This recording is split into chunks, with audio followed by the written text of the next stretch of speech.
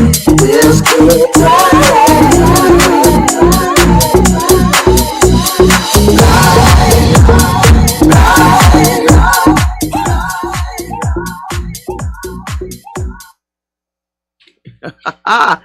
Welcome back to the second hour. As promised, Lovebabz Love Talk brings you Enroue.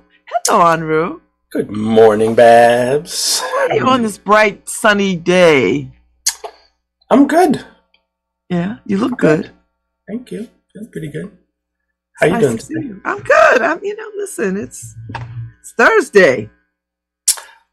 That's accurate. Yeah. It's sunny. And it's spring. Sunny. It's spring, although It is spring. I use the term spring loosely. It's spring. It So, is. Babs, It's cold though. it's spring just started. It is always like this when spring I know. Always. And I'm always gonna say it's cold though. That's fine. And then the later part of spring is warm. It's summer like, Yes. because that's what comes next. Yes, I'm waiting for that part. I'm waiting for that part. Woo! All right, let's get our prayer call on. You know, your Okay. chant. I love that. And then we Sounds can talk about whatever you want to talk about. Okay. Sounds good. So welcome everyone. I'm a Babalawo in the Yoruba tradition, and ancestor reverence and worship and relationship is a fundamental part of that tradition. And so, as we do here when I'm on this wonderful show with this wonderful, fabulous Babs, Rawls Ivy, we begin with this chant, honoring our ancestors and the gifts, the blessings, the ashe that they've left for us. And that ashe, those gifts, those blessings that they've left for us, we are using them today. So that's this chant that we say to honor them, to welcome them, to recognize their presence in our lives. Ibaba tofu ashe o. Ibaba tofu ashe. Ibaba tofu ashe o. Ibaba tofu ashe. Ashe te fuan lan loyo. Ibaba tofu ashe. Iba ye tofu ashe o. Iba ye tofu ashe. Iba ye tofu ashe o. Iba ye tofu ashe. Ashe te fuan lan loyo. Iba ye tofu ashe. Iba gungun tofu ashe o. Iba gungun tofu ashe. Iba gungun tofu ashe o. Iba gungun tofu ashe. Ashe te fuan lan loyo. Iba gungun tofu ashe. Iba gungun tofu ashe. Iba gungun tofu ashe. Ashe, ashe, ashe. Ashe, amen. Hello. Hi there. How are you? How are you feeling? I'm a little chilly at the moment. I've got a little bit of warm drink that's helping me out. I'm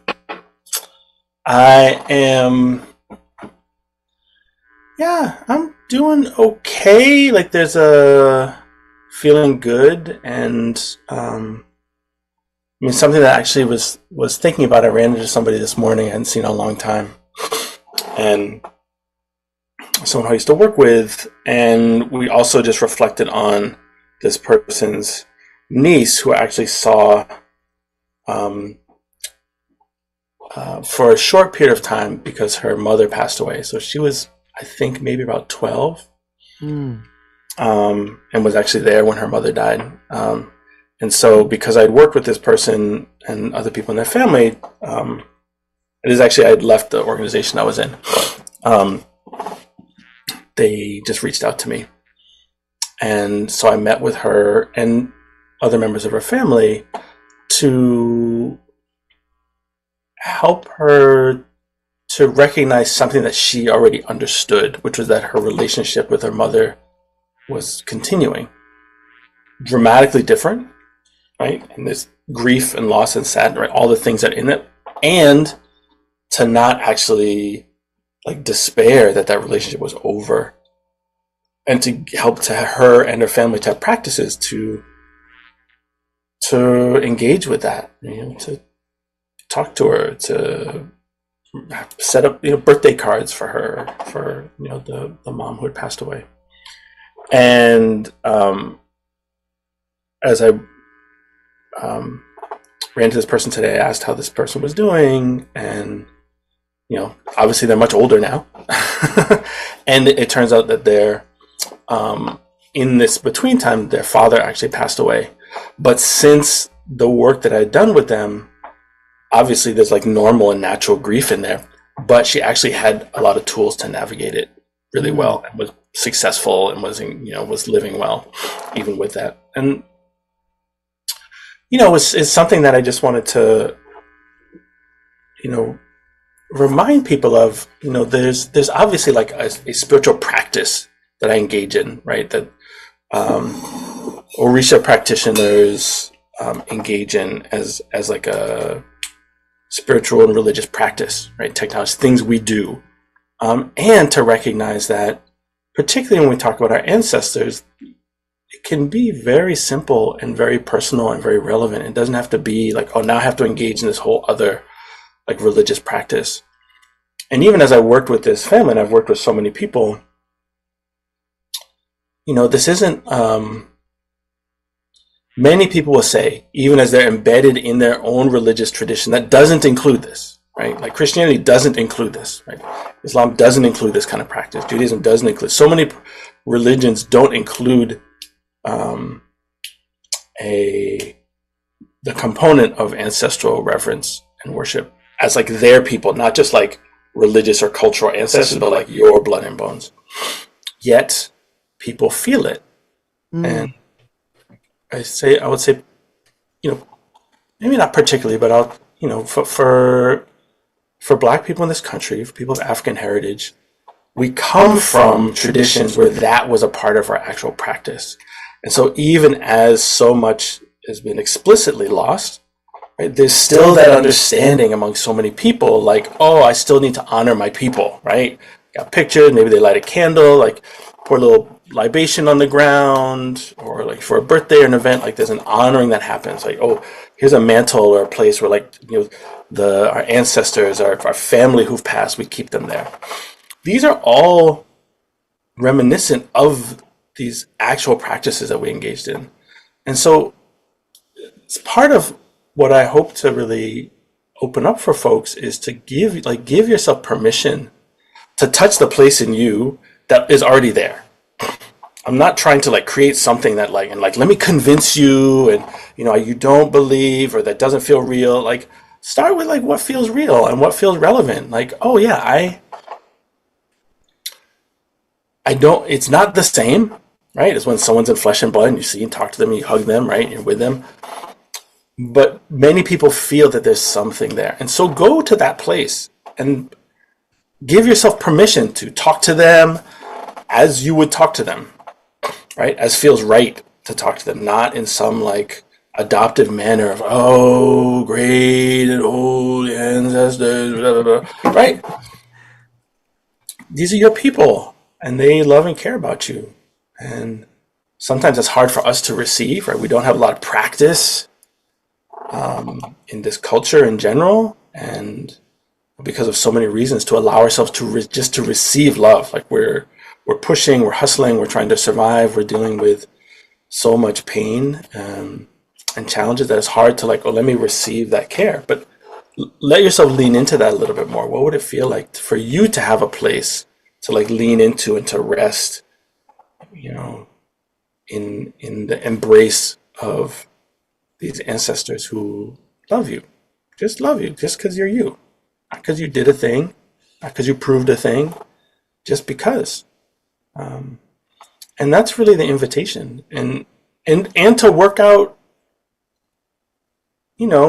I would advise people not to jump into the most complicated thing, the most complex dynamic, right? The most emotionally laden and difficult aspects of a relationship. But at some point, it's also something you can do, or really go into the like, this is what worked, this is what didn't work, right? Or I'm mad that you left, right? Or I'm mad at the things you did. And it doesn't mean you stay in those things. Like that becomes the point of it. But like just as you work out a relationship, hopefully with people who are alive, you can work these things out with your ancestors. And so much of that is our own process, not like, there's certainly aspects of accountability or blame or anger or frustration at what they did or didn't do.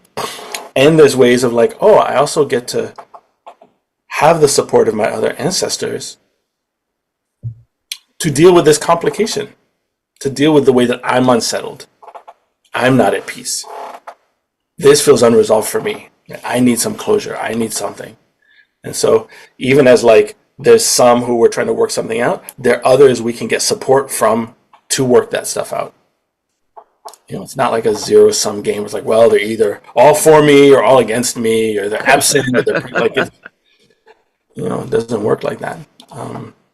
So just as like as a process and something that's ongoing, and we learn to lean into these places. We learn to reach out, reach in, access, communicate, listen. Right? Listening is really important. How do we receive what we need to receive if we're not listening, right? In one way, shape, or form, right? Ready to receive that.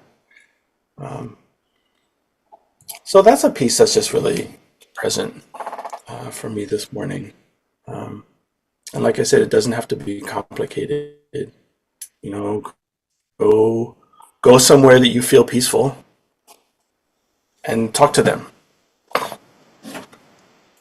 You can start off by, in general, just talking about the things that you're grateful for about your life and the opportunities that you have. And it's good to, even when it feels like things are just so hard and overwhelming, it's actually really helpful to connect with the things that are also working.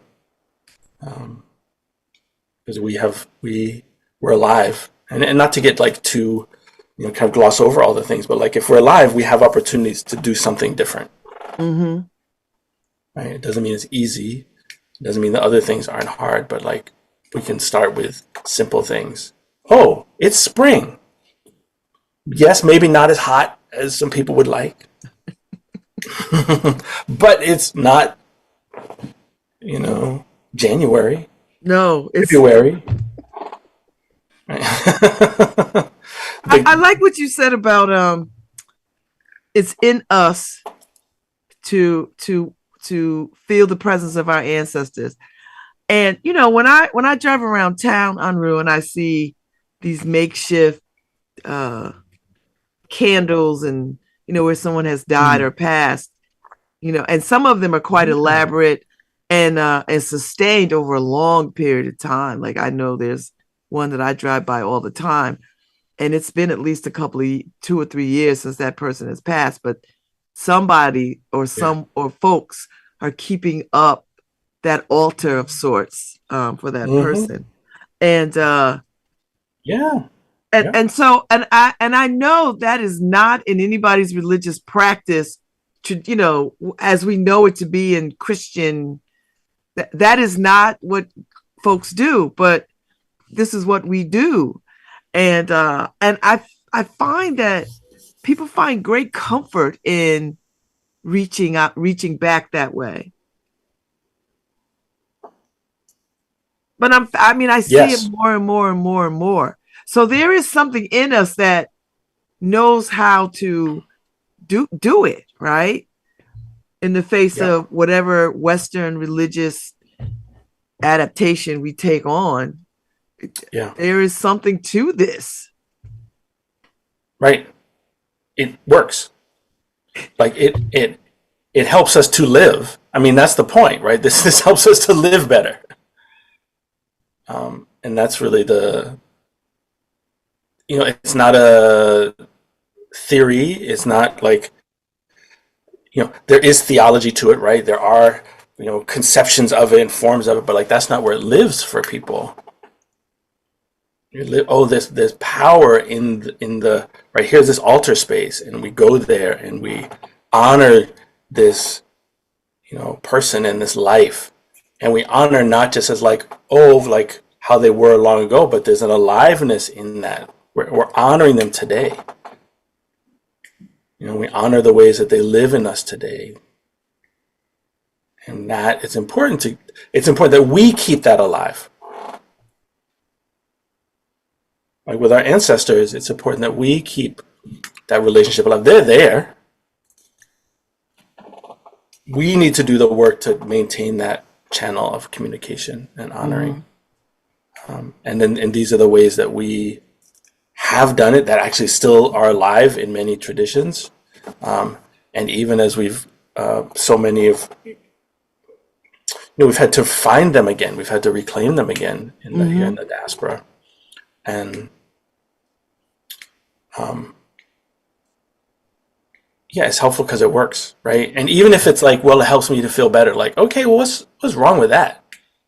Right. We can get into like, well, what's really there or not? Are they coming and helping, taking from this, whatever? Like, sure, we can have that conversation, and this helps us to live better. This helps us to navigate grief and loss and living relationships and a sense of self and purpose and community, so that we can live with the reality of the challenges and fragility and beauty of this life. And we see it. The Day of the Dead, the Las Muerta.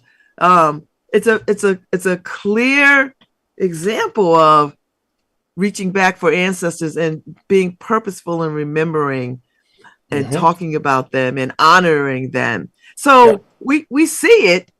And that, and that's very African rooted, that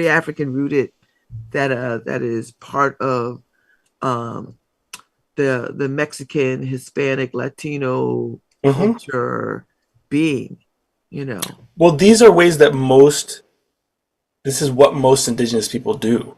Yeah. They have technologies embedded in their cultural practices to do things to demonstrate that relationship is still active and alive. And like Disney did a whole movie on it. I mean, just Disney, right? But to also say that, like, it's something that we as African heritage people have.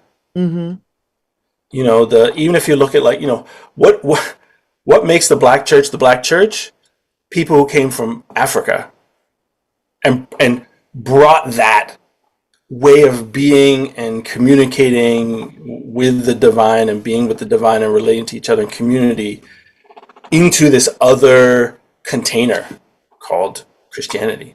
Because that everything else in terms of what's the United States, everything else was really intentionally destroyed and eliminated, which didn't happen in the Caribbean and in Brazil, because people who were enslaved were more often worked to death. So they didn't put so much effort into. They're like, you do your culture, whatever. You can keep drumming because you're not going to live more than 5 years, right?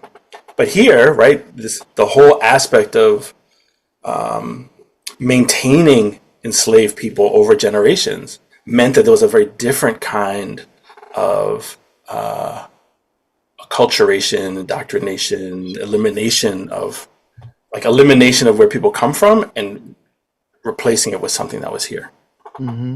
Because people were here longer and over generations.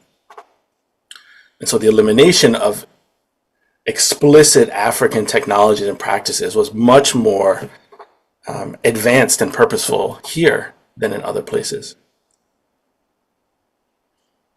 But, these are still ways that we continue to keep these things alive and embedded here. Right? And this is just a reminder that there's, even with that, we can still access and learn and practice these ways, not just as a hidden secret aside, but as something that actually has a lot of, is full and is ripe and is, bountiful and has a lot of space for us to practice in and to activate it. Not only when somebody dies, right? But actually as a part of a regular practice of those who we knew and those who we didn't know. There are more ancestors who we have no idea anything, names, stories, anything. And we can still receive guidance and blessings and well-being and courage and support from them. I think about, when you go to people's homes, Enroue, and they have pictures of grandparents and great grandparents, sometimes on the mantle or on the piano or wherever they have that family gathering of folks that have passed on, or Exactly. mixed in with the people who are still here. You know what I mean? Like you got great grandmama's picture, and then so and so's 8th grade graduation picture. Everything is all Yeah. there, Yeah. connecting back and forth. Exactly. And so this is just an invitation for folks to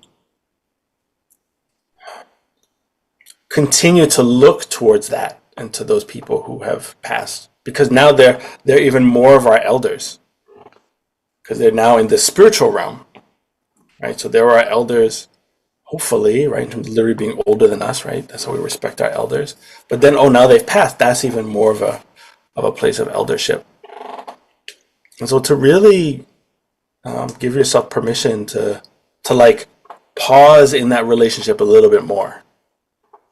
Feel it. Like so many people, I was working with this, like so many women, I was working with this woman who, was doing a lot for everybody, right? She was like the matriarch, and, and in helping her, I helped her to not only connect with the legacy of matriarchs, right? All the women in her past who had kind of carried the weight of the families and holding people together, right? So she didn't feel alone in that, right? Oh, I come from strong women who have done this. But it also meant she could feel into and imagine into and lay into their laps so that she could rest and feel cared for, which is not something that she often feels. Like so many people who are doing so much for so many, right? I don't have time. I don't know what self-care really looks and feels like. I can't really rest because there's so much to do. And in these practices, it's like, oh, I can not only feel this connection and legacy of people who've done this, but I could feel their like holding of me. It's like I get to sit on their lap and be the grandchild again, or the great grandchild, or the child, right? And be held and just be nurtured. And so these practices help us to do that. But we have to be the ones to allow that to happen. To say it's okay for that to happen. To receive that care and that love and that support. Because it's there. Yeah. I just find this, when you got me thinking about how when I see these kinds of, when people unwittingly or just trying to work through grief, that they do these very organic practices that have nothing to do, that just comes from within them to do. You know what I mean? Like they weren't taught this. It just is in them to do it. And people find it quite healing, and it makes them feel like they are connecting, that they're not disconnected from that loved one. Exactly. So for all the folks out there listening, like allow that, because that's also like, oh, I need something, right? I need to do something or to create something, and it's coming through me. Like, oh, if I pay attention to that, say yes to it, see how that actually feels, right? Yeah, that's the challenge right there, Enroue, because they feel it and they dismiss it. Right. So that's part of the like. This is the unlearning of, right, the habit of dismissing it, and the learning, which then takes practice. This is why these are practices, right? You don't know how to ride a bike. You look at the bike, you're like, that's gonna be too hard. Okay, you're not gonna learn how to ride the bike unless you pick it up and get on it. And in the beginning, it's gonna be clunky. You're gonna fall. It's gonna feel this isn't working. And then with practice, you learn how to ride. We weren't born. We couldn't even hold our head up when we were born. And now look at us, right? We can do all the things. We couldn't walk when we were born, right? And so these things literally take practice, right? And so part of it is the listening to those impulses. We're like, oh, something is emerging. And it might be paying attention to the fact that you're listening right now. And there's something in you that's like, there's something here for me. I wonder what that is. I wonder what it could be. I wonder what I could try. It may feel weird. I don't even know if this is really a thing. And like, I started off that way. I wasn't raised knowing how to pray, period. And so learning that, and then also learning how to pray out loud, like, I don't really know who's listening or not. Like, you just got to allow that. Because it's like, something is there. I'm calling out to something. And I don't know with solidity what that is. Follow that, allow that yearning. Because if you don't follow it, then all you're left with is the piece of is the yearning and what you're missing. So at least listen enough to try it. And then, it feels really awkward doing it. How was it after? Well, like, it was weird. But this part over here felt okay. Maybe I'm not going to do this other thing again, but like that felt like it's like trying new food. Like, something intriguing about it. Let me try it. Might be wonderful, right? Might just be like, meh, it's okay. But until you try it, you're not going to know. And so, but follow the yearning, because even if it's like meh and you're not sure, something is still like, yeah, okay, that wasn't so good, but there's something else, some other taste, right? Some other smell that I'm going after. Let me try some other, like, follow that. And let me try this. He talked about this. Let me go someplace quiet. Let me say the things I'm grateful for. Here's this ancestor who I know about, or someone who recently passed, and let me talk to them.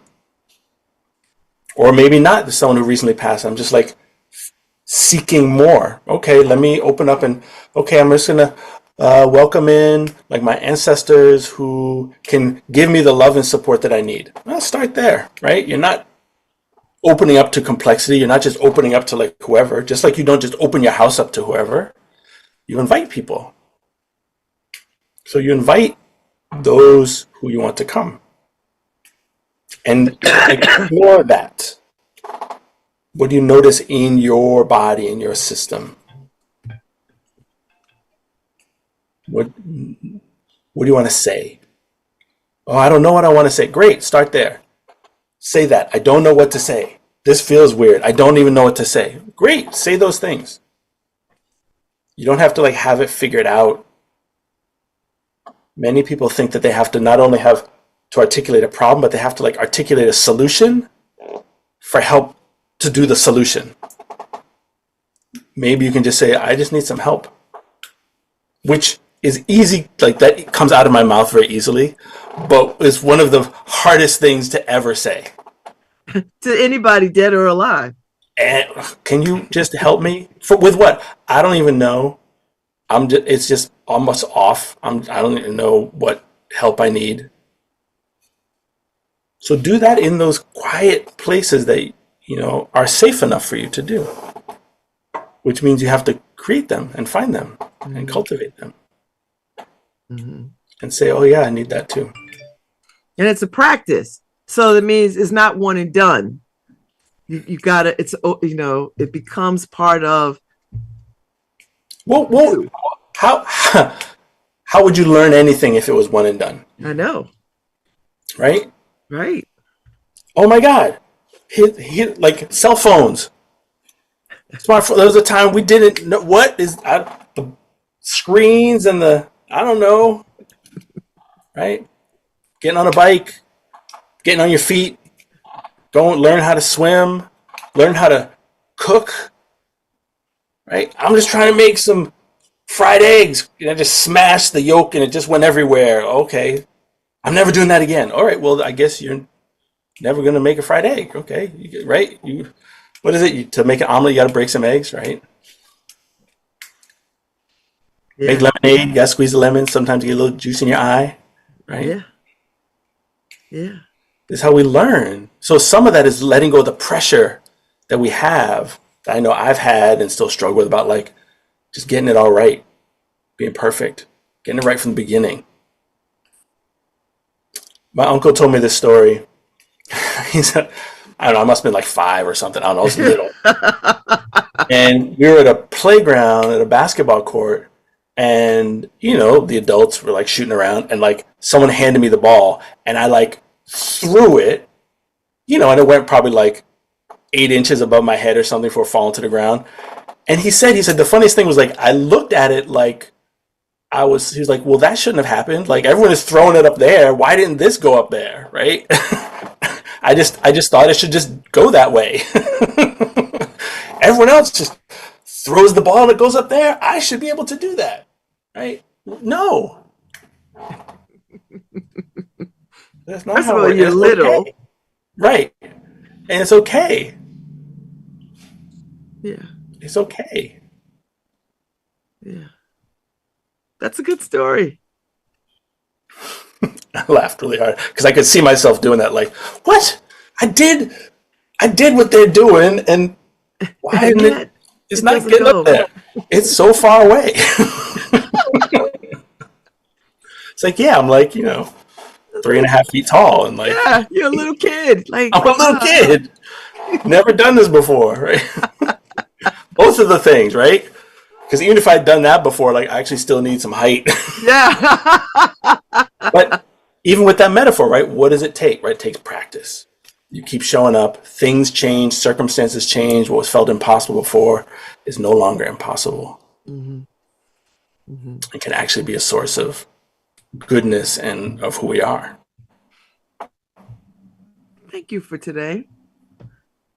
That was a good Thank you. talk. I mean, they're always good talks, but I've been musing on this topic for a minute, and it just felt good for you to lay it out in a way that gives me a little ease into. So thank you. Good. Oh, good. I I hope other appreciate people that. find some ease. I I'm glad think they you found do, some because ease. people really love listening to you. So Thank you, everybody. Thank you all. May you be well. thank you so much. I will see you soon. How's your Yes. foot, by the way, before we go? It's doing well. It's doing Yeah. really well. Yeah, Okay. yeah. Slow and steady. Just got to gentle day by day.